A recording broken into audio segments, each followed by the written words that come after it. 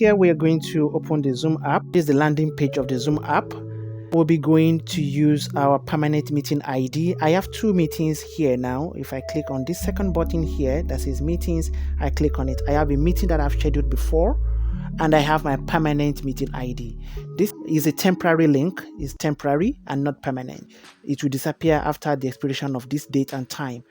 If you need to know how I scheduled and created this, please, you need to watch the previous video, and the link to that is in the video below. Please check the link to get access to that on how to schedule meetings. But I am not using this at this moment. I am using my permanent meeting ID for this demo. Just click on this send invitation. When you click on this, you copy the link invitation from here, or you paste it in whatever app or whatever messenger you want to use to connect with your student to invite them. They will see the link and use it to join your meetings. So now I go back to the landing page, the home page under here. So this is your landing page, and I want to use that my permanent meeting ID. I just go straight up here and I click on new meeting. You get here, ensure your permanent meeting ID is turned on. Okay, make sure it is not off like this. Keep it on. It shows that meeting ID, that is your permanent meeting ID, will work for the student that will be using the same link to join you. That's why you need to keep this on. It's optional to turn on your video or not. It's optional. Then the next is start meeting. So I click on start a meeting here, and I land in the meeting space, Zoom meeting space. Here are the meeting tools in Zoom. And when your screen is idle for some time, the idle screen makes all the tools to disappear. Just tap on the screen, tap anywhere on the screen, and you see the meeting tools will come on for you to use them again. If you have to end your meeting for any reason, tap end button here. You'll see two options. Leave meeting is for you alone to exit the meeting, and you will have to assign someone to be the host while you exit. Then you may come back in later to take on as the host. End meeting for all means you and everyone in your meeting will exit the meeting, and the meeting will be ended for all. I tap on the screen to see my meeting tools. The mic is crossed. That means I cannot be heard. Then I need to tap on it to release it. So I am going to be heard now. My participants can hear me. The same thing goes for the video. The camera is turned off as it is crossed now, so I cannot be seen. If you want it on, you tap on it to activate the camera. Then I skip to talk about the participants here. I tap on that participants button and I see myself as the host, and if there is anyone else in this meeting, I see the list of everyone in the meeting here with the condition of their mic and their camera. This other button here, mute all, is to mute everyone in the meeting to control the noise in the meeting. Then you may want to go further by clicking the ellipsis here. Then you will have the option to ask all your meeting participants to unmute, so if you want them to talk to you in the meeting. And you can use the invite button here to invite someone or more people into the meeting even when the meeting is going on. The green button here is to share screen, a very great feature in Zoom. I tap on it and you see a whole list of options for you to work with. And the first one I'll be walking through now is photos, how to share photos in Zoom app. I click on it, and I have these three options: files, gallery, and my Google Drive. Anyone that works for you is what you use. Then you can share photos right there in your back to home screen. Then I tap share again, and this time I'll be sharing document. Please note that it works for PDF files, PNG files, and JPG files. Any image files works along with document. So I tap on document here. Then it takes me to where I can select PDF files on my phone, and I have download at the top there. If it's not here, then you can click this ellipsis. Then it takes you to the right place, wherever you can navigate on your phone to have any file you want to share. You can see different folders, and you have to know where your file is before you get it on. So just find your way there. I pick on a document now to share.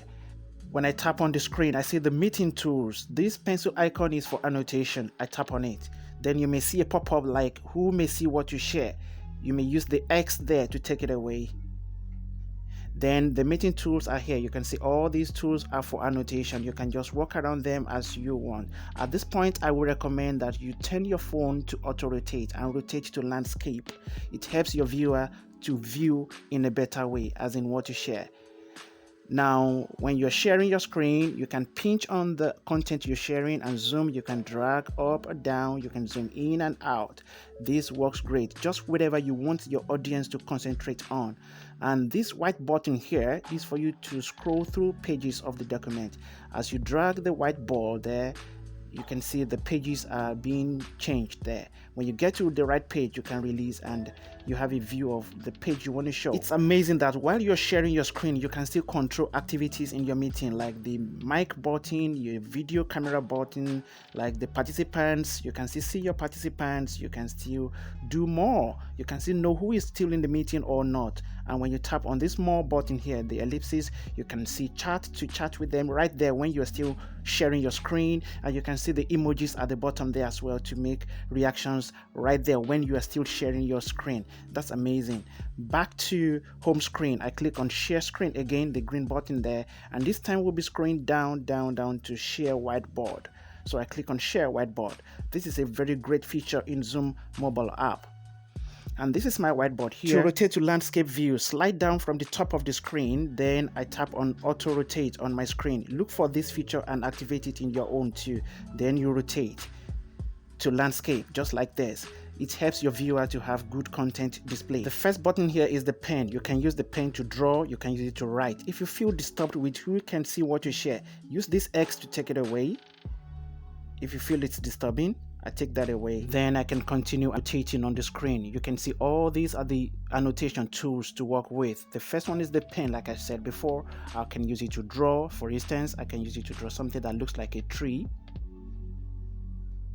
Or I can use it to write or draw lines, depending on whatever you want to do, according to the content you want to share on your screen.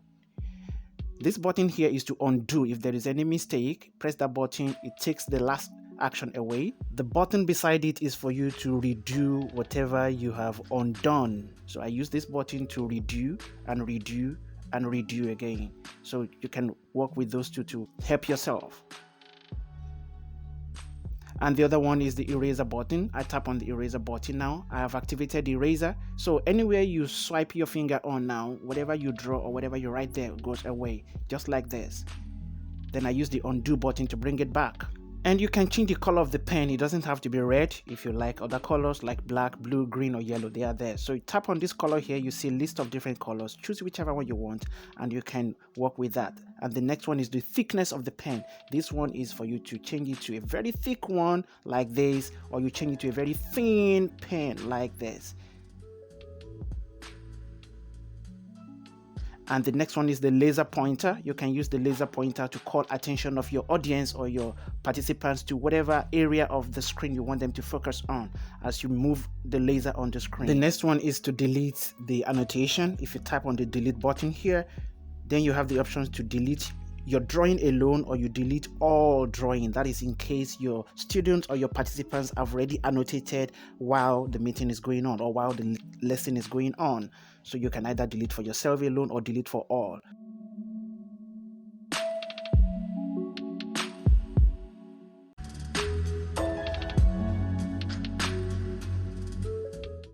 When you're done with the whiteboard, go to this X here, tap the X, then you see stop share.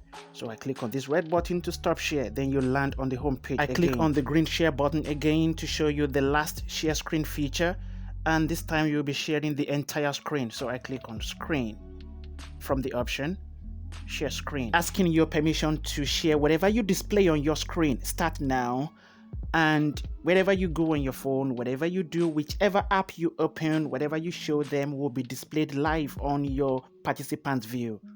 I do not intend keeping this video too long. It would be good if you subscribe to this channel and give this video a thumbs up. That is, you like this video. Thank you for watching.